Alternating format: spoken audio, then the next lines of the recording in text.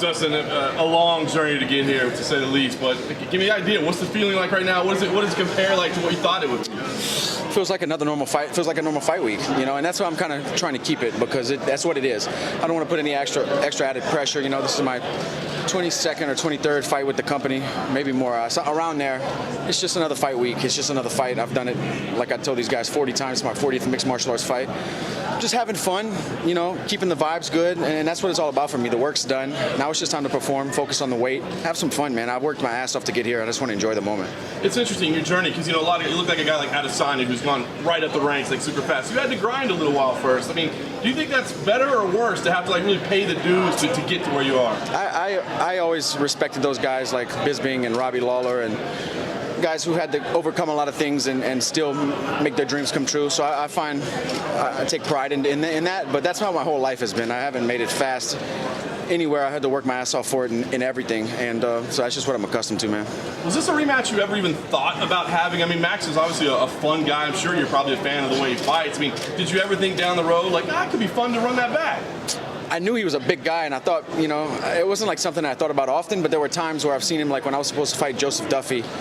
I think I ran into him in Ireland, and I was like, man, this guy's got to be 190 pounds. He looks huge. And I was like, he's probably going to move up. You know, he's still young and growing, but I didn't think I'd be fighting him for the world championship this soon or right now. You know, I honestly thought I was going to be fighting Tony or Al Quinta maybe. I didn't know. I was getting antsy in Florida because I went there beginning of January with no fight. I just felt something big was coming, so I went there and started training.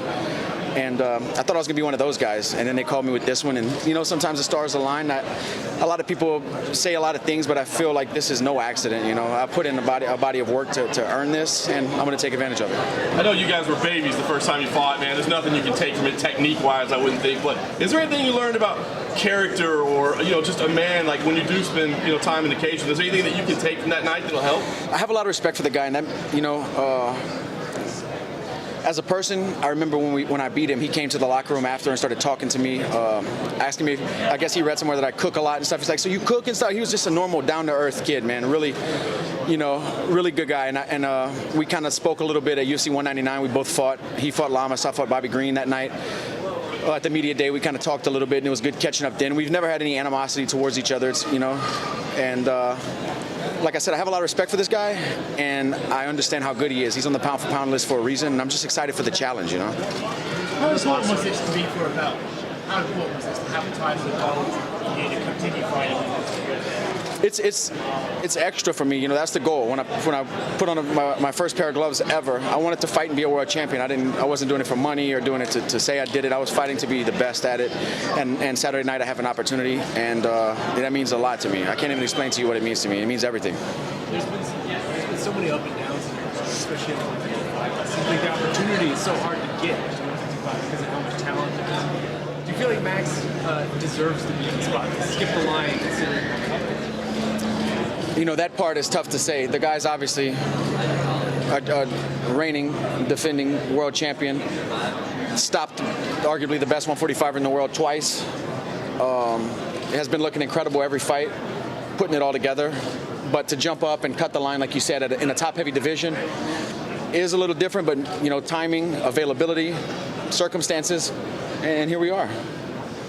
Dustin, we saw in his last fight with Ortega, it was the most significant strikes ever, 400 in a fight, but 110 of those came from Ortega. I imagine you feel like if you land 110 strikes, it's not going to go that far, right? No, I don't think so. Ortega's a great fighter, but I can crack, man. And I'm going to throw a lot more volume than Ortega did as well. You know, I'm a high-paced fighter. I push the pace. I push the cardio. I push the energy in there. I try to finish these guys. You know, I go in there not to win rounds, not to point guys out. I go in there to hurt these guys and get them out of there. You know, so we'll see what happens Saturday night, but I'm coming in there to take him out. How are you in such a good place right now? You went through such a long camp. You're up there, you know, skipping over, admiring your own highlights on the screen. Like, what brought on just being in such a good place? Just years of the journey, man, of the hustle, of the grind, of overcoming, of believing in myself, staying true at times that looked rough. Just not losing hope, man. I'm happy with the person I see in the mirror. When I look in the mirror, I'm happy with the husband, with the father I am, with the work that I put into mixed martial arts. I'm just in a good spot, man. In general, not even fighting, just life. I'm just happy. I'm living the dream, man. You know, I have nothing to complain about. Listen, do you think you can trade shots with him, or does it just have to be technical? I mean, he's a featherweight, obviously, moving up, but you said he's big. I mean, do you think you can stand and just trade, or do you? Can he trade shots with me is the question. That's the question. Final question. How's all the charity stuff going? I know Al Jovan joined. Yeah, so I'm excited about that. Alan's going to auction off his fight kit as well and donate it to my charity. We've got a big goal of building a playground, and you know that's going to be expensive. It's going to be on an elementary school, so it has to be done by code, and this equipment and stuff is going to be pricey.